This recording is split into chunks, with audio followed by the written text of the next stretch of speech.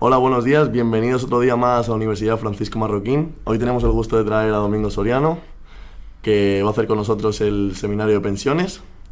Y bueno, Domingo, yo tengo una pregunta, la verdad.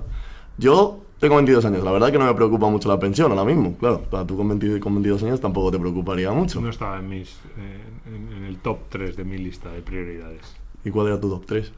No me acuerdo. Pues me imagino que las chicas, el Atleti, que eso no ha cambiado. ¿El Atleti? Y Poco tenemos que hacer hoy en seminario de pensiones. No sé, ya no sabría cuál sería el otro del top 3. Sacar las asignaturas, más o menos así, sin que se enfadaran mucho mis padres por las notas. Mira, pues estamos en el mismo top 3, menos lo del Atleti. Bueno, entonces, yo tengo 22 años, no pienso, está al orden del día el tema de las pensiones. Todos recortes, todos no sabemos si la vamos a cobrar, ni siquiera sé si la va a cobrar mi hermano, que tiene 40 años. Así que, bueno, si se puede decir. Entonces, a partir de aquí, ¿voy a cobrar yo mi pensión, Domingo?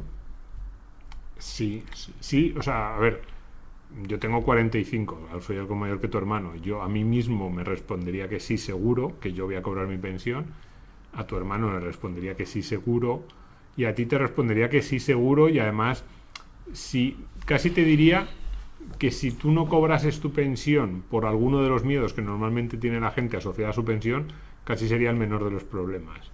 Es decir, que vamos a cobrar pensión sí, pero la clave no es esa. La clave es qué pensión vamos a cobrar respecto a nuestro sueldo, respecto al nivel de vida previo al que teníamos cuando trabajamos y, muy importante, a nuestras aportaciones. Entonces, claro, a veces decimos, yo lo digo mucho, la seguridad social va a quebrar. Y de hecho, siempre que lo digo, pongo un matiz, ya ha quebrado. La seguridad social está constantemente quebrando. Casi podríamos decir que quiebra cada año, porque en los presupuestos generales, con las reglas que hacen, quiebra a poquitos, pero luego, cuando llegan las grandes reformas, entonces quiebra de verdad, quiebra de forma estructural. Y es que no puede pagar los compromisos de pago a los que se había obligado. Entonces, ¿qué vamos a cobrar pensión? ¿Sí? ¿Cuál va a ser? Pues en función de cómo van a ser de grandes las quiebras del futuro, eso es lo que determinará nuestra pensión. Me dice, si todo fuera mal, hombre, si todo fuera mal, nuestra pensión sería muy baja, pero habría pensiones públicas. Pues serían pensiones públicas que a lo mejor serían el 35, el 40, el 45% de nuestro sueldo previo a jubilarnos. Si todo fuera bien, ¿habría pensiones públicas? También, igual. Lo único que ocurre es que en vez de ser el 40, 45, 50% del sueldo previo a jubilarnos, serían del 60, 65, 70. ¿Y cuál es la situación actual? Pues la situación actual es que estamos más bien en el 80. Entonces, por eso decimos que la seguridad social lo que no va a poder mantener es la generosidad.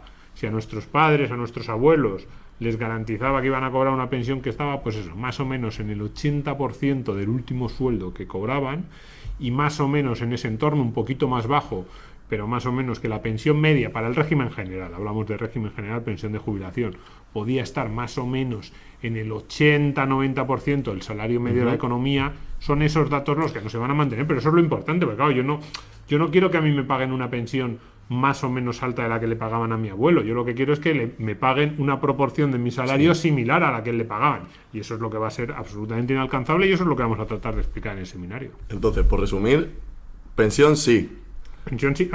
A ver, si no hay pensiones porque se volatiliza el Estado español, por así decirlo. Al final, las pensiones no dejan de ser una prestación más que paga el Reino de España. Entonces, si el Reino de España existe, cuidado, que a lo mejor no existe. Hay quien está intentando que no exista en 20 o 30 años, pero si el Estado español existe, seguirá habiendo prestaciones, seguirá habiendo pensiones, seguirá habiendo sanidad pública, seguirá habiendo subvenciones a la vivienda y seguirá habiendo de todo. La cuestión es... Ese es el problema, ¿verdad? De todo. ¿Cómo serán? Claro, es que ese es uno de los problemas, que cada vez hay más cosas, pero la cuestión es cómo podrán ser de altas o bajas las pensiones en función de cómo sea capaz el Reino de España de cobrar impuestos, y si hay pocos trabajadores pues va a poder cobrar menos impuestos. O sea, si hay pocos trabajadores respecto al total de la población, va a poder cobrar pocos impuestos para pagar las pensiones de todos esos jubilados. Esa es otra pregunta, ¿cuándo empezarás a cobrar tu pensión? Porque antes a los 65, luego a los 67, más tarde a lo mejor a los 70.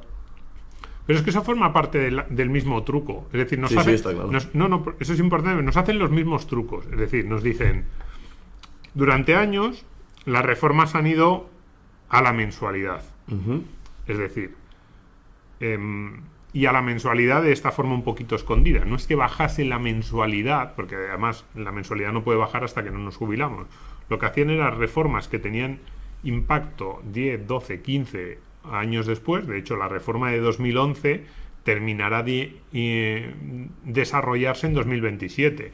Lo hacen así porque, claro, el que se jubila en 2027 es difícil que se dé cuenta de cuáles habrían sido las condiciones a las que habría tenido acceso en 2010, ¿no?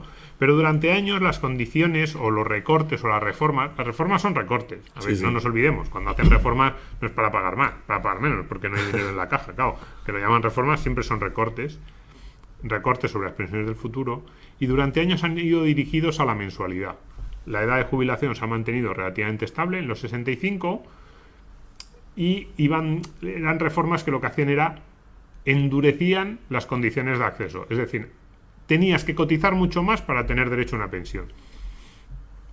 Pero hace ya años, yo creo que se dieron cuenta los responsables del sistema de que solo con recortes en la mensualidad no era suficiente. Había que recortar también en el periodo en el que cobras, porque además recortando en el periodo en el que cobras hay dos beneficios para el sistema, si le queremos llamar sistema, y es que estás cotizando más tiempo. Si en vez de jubilarte a los 65 te jubilas a los 70, cotizas 5 años más. Tienes que pagar menos encima. Y claro, tienes que pagar menos y cobras 5 años menos. Entonces es la solución perfecta. De hecho, el ministro Escrivá está obsesionado con ir a esta solución, y en parte lo entiendo, porque es verdad, es que te ahorras, si pasas de 65 a 70 te ahorras 10 años en realidad. A ver, estás ingresando en vez de pagar. Claro, y le estás...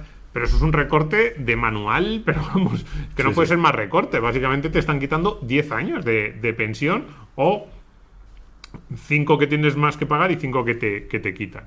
Entonces sí, efectivamente, ya la reforma de 2011 pasó la edad de jubilación a los 67, pero va a ir más allá. Es decir, las próximas reformas lo que van a hacer es subir la edad de jubilación, sobre todo la edad de jubilación efectiva, porque eso es otro de los trucos que contaremos en el seminario y que a mí, yo creo que es interesante que todos lo sepamos, que no es solo la edad legal la que viene en el titular, ¿no? La edad legal son 65, 67. A ver, eso es importante, pero lo importante es en qué condiciones me puedo jubilar yo a los 65 a los 67. Si yo te digo, la edad legal son 65, y el día que te vas a jubilar a los 65 te dan una pensión que es un 20% del sueldo. Tú dices, hombre, pero esto es una miseria. Y dices, no, pero la edad legal no la hemos tocado. Ya no la has tocado. Pero, claro, entonces tú dices, ¿y para jubilarme en las mismas condiciones que mi padre? Y te dicen, no, para jubilarte en las mismas condiciones que tu padre te tienes que jubilar a los 75. Pero, eso sí, la edad legal es la misma que cuando estaba tu padre trabajando, con 65. Sí. Es una trampa de manual. Es este tipo de trampas a veces de lenguaje, a veces de cómo se redactan las leyes, a las que a mí me gustaría hacer mucha insistencia en el seminario, para que la gente sepa a qué se está arriesgando. Con las reformas que ya están en marcha ya no es un riesgo, sino simplemente cómo le van a afectar, y las posibilidades que haya a futuro, pues lo mismo, ¿no? Cuando le dicen 65, que lo sepa, porque alguien dirá, pero eso no, yo no puedo hacer nada contra esas reformas legales. Es cierto, nuestra capacidad de actuación es limitada. No podemos ir al Congreso y obligarles a que aprueben reformas normales, aunque cualquier reforma ahora mismo implicaría recortes. No, el sistema da para lo que da, eso yo siempre lo digo. Incluso aunque pusieran al mejor ministro de Economía que yo puedo imaginarme, el sistema la situación del sistema obligaría a hacer recortes. Pero, aunque no podamos ir al Congreso a cambiar lo que se aprueba allí, o lo que están discutiendo en el Pacto de Toledo, sí podemos saber cómo nos afecta a nuestra vida y cómo podemos protegernos. Y cuál es nuestra capacidad para tomar las riendas de nuestro futuro, que a mí eso es lo que me parece más importante. Cuando la gente me pregunta sobre su pensión futura, sobre los años, sobre lo que va a cobrar, yo se lo digo a todo el mundo. A ver, ahora mismo nuestras esperanzas de vida ya están por encima de los 80, 85, acercándonos a los 90, en muchos casos. A los 65 años ya estamos cada vez más cerca de que a los 65 años nuestra esperanza de vida esté en los 90. Y yo digo, ¿queremos que ese periodo tan largo de nuestra vida, 20, 25, 30 años, en el que además somos tan vulnerables, porque ya probablemente nuestra capacidad para generar rentas es menor, oye, no vamos a poder trabajar tanto, queremos que eso lo decida alguien? Pedro, no alguien, cuidado, algunos. Pedro Sánchez, Pablo Casado, ahora iba a decir Pablo Iglesias, Ione Belarra, Santiago Abascal, Inés Arrimadas, no sé, Pere Aragonés, Urkullu. Quiero decir, Probablemente si yo le pregunto a la gente de la calle por estos nombres, a algunos le caerá mejor unos, a otros otros, pero le digo, ¿te fías de alguno de estos? Me van a decir, ¿cómo que si me fío de alguno de estos? No me fío de ninguno.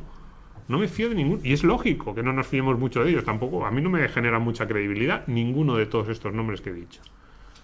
Pues queremos que una parte tan importante de nuestras vidas como es la jubilación dependa de ellos. ¿Queremos que esta gente nos diga a qué edad podemos jubilarnos? Sí, sí. ¿Queremos que esta gente nos diga cuánto podemos o no podemos cobrar? ¿Queremos que todo eso esté en sus manos? Yo creo que la respuesta es no, y por eso nosotros vamos a tratar de decir a la gente, bueno, cómo te van a afectar las normas que están aprobando y qué puedes hacer por y qué puedes hacer, claro, para intentar pues eludir el máximo posible la influencia de estas personas, que bueno, pues sí, yo le respeto mucho a todos ellos, pero yo fiarme de ellos no me fío mucho, la verdad. Y si yo tengo 40, 50 años, ¿llego tarde? ¿Tú crees que llego tarde o no?